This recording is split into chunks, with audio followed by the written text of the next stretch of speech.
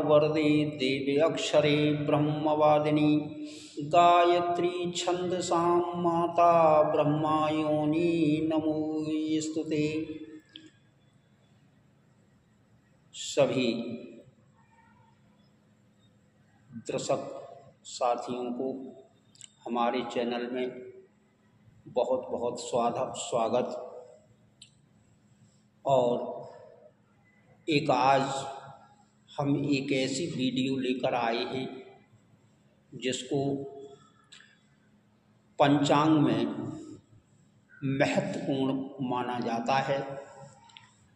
Video शुरू करने से पहले आप सभी लोगों से मेरा आग्रह है कि यदि यह वीडियो आपको अच्छी लगे तो इसको लाइक सब्सक्राइब करें और ये जो कमेंट में हमें बताएं कि अगर कोई सुझाव है, समय समय पर हम नई इन्फॉर्मेशन इसी प्रकार की हम देते रहें। तो आइए हम आज वीडियो एक ऐसी वीडियो पंचांग से संबंधित वीडियो है जिसका नक्षत्र परिचय एवं मूल संज्ञक नक्षत्र, मूल, गंडमूल, दग्धाध नक्षत्र इनका परिचय करते हैं। ये पंचांग का तीसरा महत्वपूर्ण अंग है जिसमें सभी पंचांगों में प्रायः यह नक्षत्रों का परिचय मिलता है और जो नक्षत्र संख्या है वो 27 मानी गई है। 27 नक्षत्रों का विवरण जो सभी पंचांगों में दिया होता है। और ये यदि जो हमारा भचक्र है वो 360 अंश का है। भचक्र कहते हैं जो हमारा ग्लोब होता है 360 अंश का जो ग्लोब है उसे ही भचक्र मान लिया जाता है। ज्योतिष में भचक्र कहते हैं और पृथ्वी पर इसको ग्लोब के नाम से जाना जाता है। तो 180 मिलाकर के ये 360 अंश बन जाता है। तो यदि 360 अंश को हम 27 समान भागों में बांट लें तो ये हमारा 12 राशियों, ये 13 अंश 20 कला का हमें एक मान प्राप्त होता है। एक नक्षत्र का मान आ जाता है 13 अंश 20 कला और 12 राशियों से ही 360 अंश का एक पूरा भचक्र बन जाता है। जैसे मेघ के प्रारंभ में अश्विनी नक्षत्र तथा मीन राशि के अंत में रेवती नक्षत्र होता है, इस प्रकार एक राशि में ये 2.25 नक्षत्र होते हैं। इस प्रकार हम एक संपूर्ण भचक्र को हम इस प्रकार समझ सकते हैं जो कि ये भचक्र है हमारा, इसको कहेंगे भचक्र।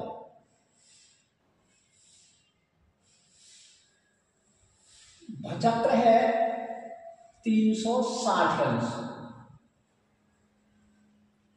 360 अंश और राशि बराबर है 12 और नक्षत्र है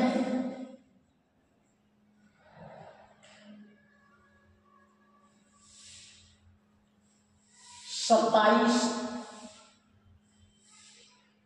तो इस प्रकार से ये तीनों का है।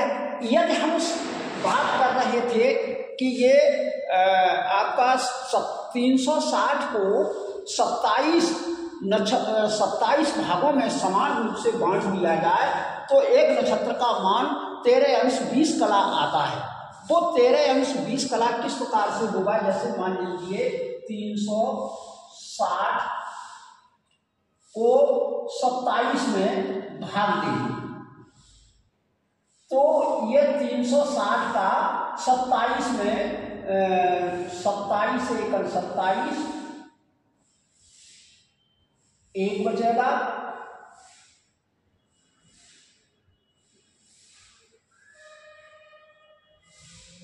9 बचेगा, 9 बचा।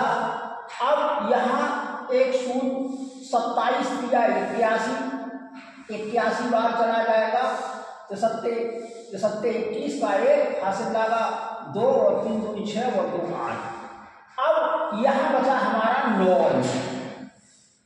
जो 9 अंश जो बचा उस 9 अंश में यदि इसके हमें कला बना लिए जाए तो और भी ये हमारा आ गया 13 अंश मिला हमें। अब इसके 9 अंश के हमें 60 से गुणा कर दिया जाए, इसकी कलाएं बना लें तो इसमें 60 का जब गुणा कर दें, 60 का गुणा कर दें तो 540 अंश बनता है। 540 अंश। जब 540 अंश बनेगा तो फिर हमें 540 अंश में ये कलाएं प्राप्त हुई। ये 540 जो कलाएं प्राप्त हुई ये क्या है? हमारी कलाएं। ये कलाएं प्राप्त हुई। अब ये कलाएं फिर 27 का भाग इसमें कलाओं में दे देंगे 540। 540 में 27 का भाग दे देंगे तो 27 दूनी 54,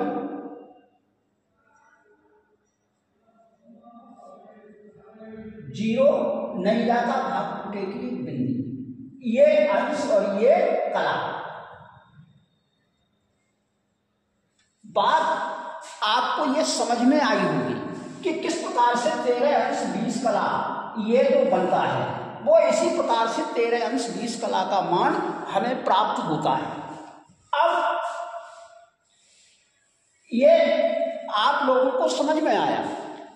अब वो 13 अंश 20 कला का मान जो प्राप्त हुआ, अब जो 12 राशियां हैं, 12 राशि का 360 में यदि भाग दे दें 12 का, राशियां हमारी 12 होती हैं। अब 12 दिया 36,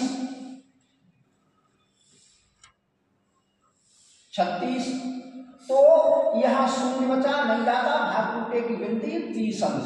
तो कहने का मतलब ये होता है एक राशि हमारी 30 अंश की होती है। अब 30 अंश की होती है, फिर अगर 12 राशियों से ही ये हमारा पूरा भचक्र बनकर के तैयार हो जाता है। अगर 30 में 12 का गुणा कर दें, 12 किया 36, 360 अंश का इसलिए पूरा भचक्र बनकर तैयार हो जाता है। इस प्रकार ये हमें छोटा सा गणित करके हमें इस भचक्र को जान लेना होता है। तो अब ये नक्षत्र का परिचय थोड़ा सा संक्षेप में मैंने बताया। शायद ये आपको सभी पंचांगों में 27 नक्षत्रों का विवरण आपको मिल जाएगा। 27 नक्षत्र जो हैं ये क्रम से है, आपको पंचांग के पृष्ठ संख्या 1, 2 इन पर सभी मिल जाएगा, कहीं आगे पीछे मिल जाता है। तो अब बात आती है पंचक संज्ञक नक्षत्र। जो संज्ञक नक्षत्र हैं वो पहला नक्षत्र हमारा पड़ता है जो पंचक संज्ञक नक्षत्र। जो हमारा पहला नक्षत्र है पंचक संज्ञक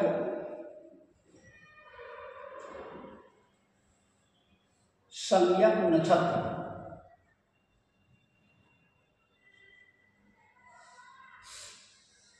ये जो पंचक संज्ञक नक्षत्र है, पंचक, ये पंचांग में बहुत ही महत्वपूर्ण माना गया है और इनका विवरण पंचांग में अधिकांशतः देखने को मिलेगा।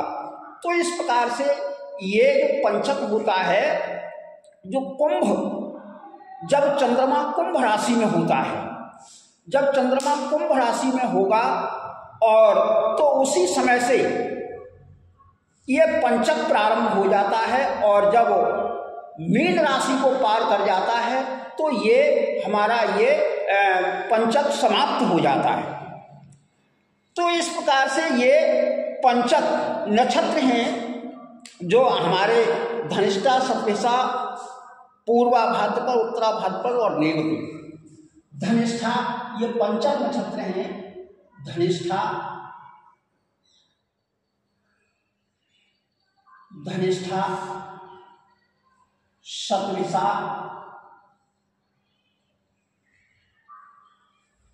शतभिषा,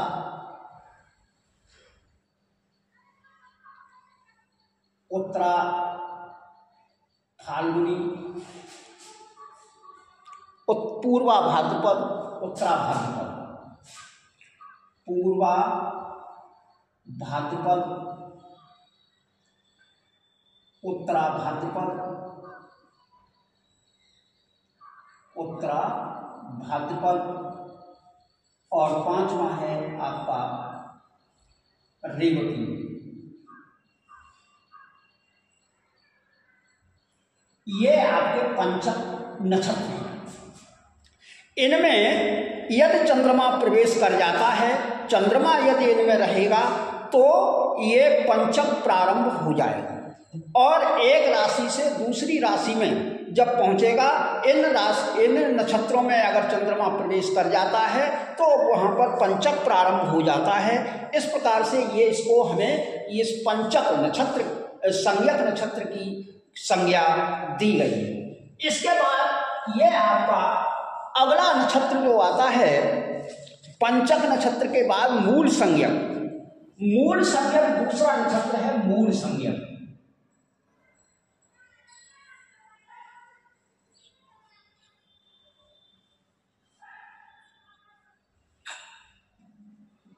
मूल संज्ञक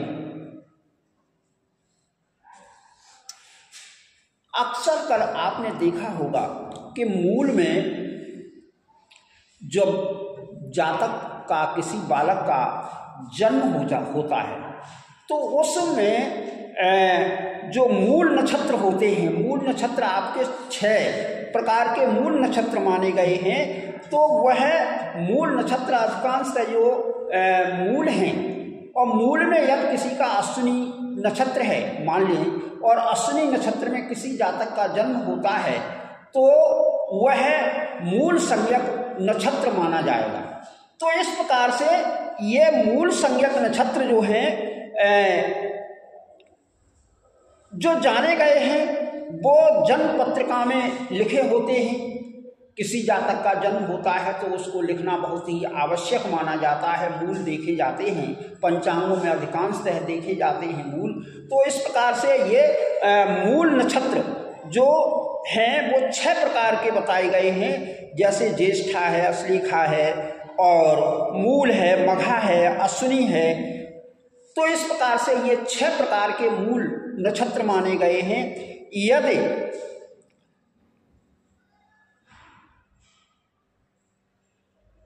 जन्म के समय चंद्रमा ज्येष्ठा नक्षत्र में अगर हो तो उसका ये हमें चौथे चरण का मान, मूल का चौथा चरण, अश्लेषा का चौथा चरण, मघा अश्विनी का प्रथम चरण और रेवती का तीसरा चरण ये कष्टदायी माना गया है। इसको ये मूल संज्ञक के नाम से जाना गया है।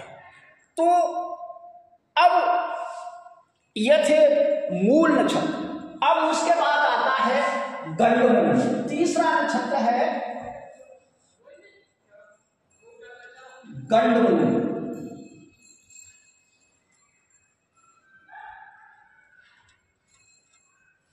गंडमूल भी नक्षत्र भी इसी प्रकार का ये नक्षत्र होता है।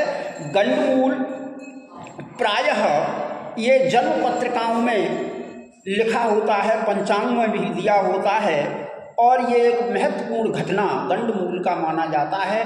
इस प्रकार से ये गंडमूल नक्षत्र इसका फल कथन करना बहुत ही आवश्यक जन्म पत्रिकाओं में होता है। तो ये नक्षत्र जो गंडमूल माने जाते हैं और इसका जानना बहुत ही आवश्यक होता है। गंडमूल नक्षत्रों को जानना भी बहुत आवश्यक होता है। तो यदि किसी राशि का समापन हो, यदि किसी राशि का समापन और नक्षत्र का समापन एक साथ में हो जाए तो दोनों नक्षत्रों को उसमें गंडमूल हो जाता है। तो उसमें जो प्रथम पहली घड़ी, दो घड़ी और अंत की दो घड़ी, प्रथम दो घड़ी और बाद की दो घड़ी मिला करके दोनों का योग यदि 4 हो जाए तो वह गंडमूल नक्षत्र हो जाता है। जैसे मघा अश्लेखा,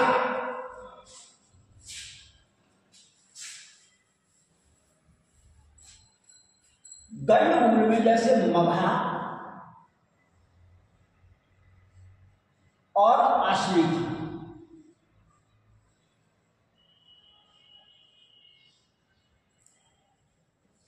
इसकी 2 + 2 ये आद की घड़ी है, आद, और ये अंत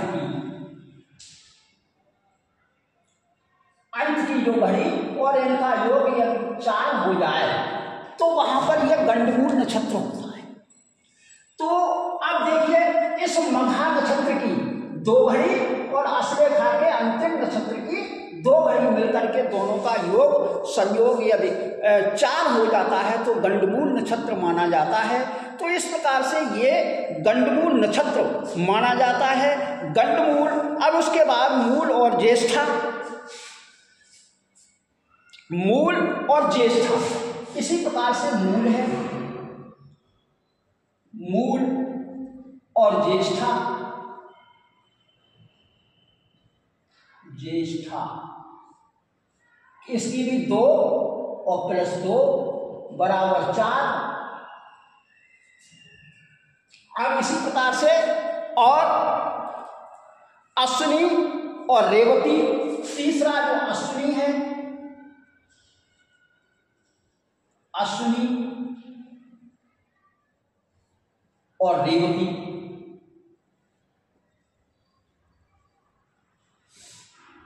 ये गंडमूल नक्षत्र जाने जाते हैं। इन नक्षत्रों का यदि योग 4 हो जाए,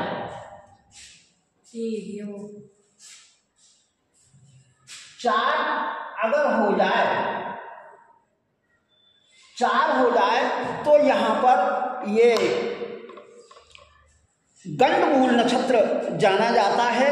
इसका समापन भी होता है, एक रास के साथ दोनों का समापन हो जाता है तो वहां पर गंडमूल नक्षत्र माना जाता है। तो इस प्रकार से ये यहाँ से स्पष्ट हो जाता है कि प्रारंभ की 2 घटी और अंत की 2 घटी में ये मूल गंडमूल नक्षत्र माने जाते हैं। अंत में एक दग्धा नक्षत्र होता है। दग्धा नक्षत्र जो है, दग्धा नक्षत्र ये भी पंचांग का एक मूल संज्ञक नक्षत्र है। इसको कहते हैं दग्धा, दग्धा नक्षत्र।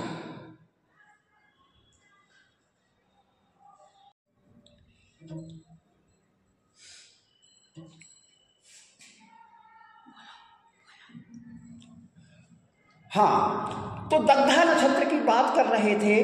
दग्धा नक्षत्र एक ऐसा नक्षत्र होता है, इसमें इसके समय में कोई भी शुभ कार्य करना वर्जित माना जाता है।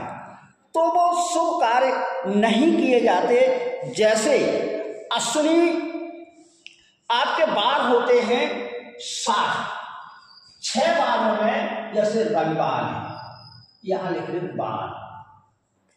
किसी भी दिन यदि ये नक्षत्र पड़ जाए तो हाँ, दग्धा नक्षत्र में कोई भी यदि शुभ कार्य किया जाता है, किसी भी दिन रविवार को यदि भरणी नक्षत्र आ जाए और तो उसमें ऐसा शुभ कार्य वर्जित माना जाता है। शुभ कार्य इसमें वर्जित होते हैं। जैसे ये रविवार है, सोमवार है, मंगलवार है, बुधवार है, शुक्रवार है, शनिवार है, यानी इसके बाद ये शनिवार, गुरुवार को छोड़ दिया गया है, ये शनिवार है। तो अब यहाँ पर जो नक्षत्र हैं भरणी, चित्रा, उत्तराषाढ़, भरणी,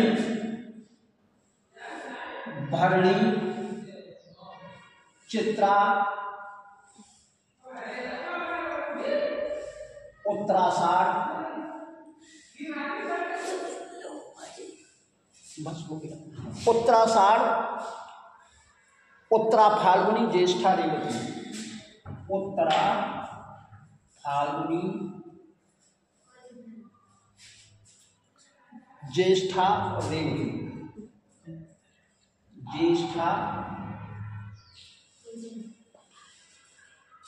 ज्येष्ठा, और रेवती। तो इस प्रकार से ये इनमें, इन बारों में यदि यहाँ वो पड़ जाता है, किसी बारों में ये नक्षत्र आ जाएं तो ये दग्धा नक्षत्र की श्रेणी में आते हैं।